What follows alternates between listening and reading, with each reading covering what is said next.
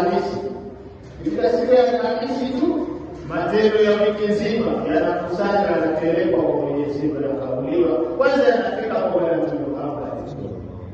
Sisi tukifanya matendo kwa Mtume anaonyesha na anatuombea mema mazuri badala ya kukuta matendo yetu ni mazuri. Mtume Muhammad unasema Mtume kama tunakuwa wewe unakuwa mzoga, lakini Mtume Muhammad yuko hai kwenye alamul arwahi,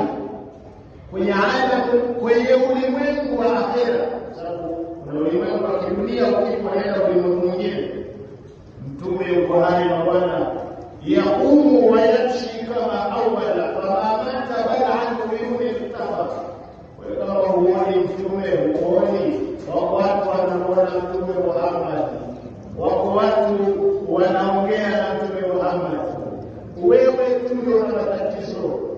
Sasa kama babaku mwenyewe kumuona nitabu usingizini, Mtume Muhammad anaona wajira na anaona usingizini. Sio kama baba ali kilmana ameniona mimi usingizini, kaniona kweli, sio kama kweli na kwa kimekufa. Yuko hai Mtume Muhammad kwenye ulimwengu wa kiroho, yuko hai ulimwengu wa akhera, yuko hai Bwana Mtume Muhammad.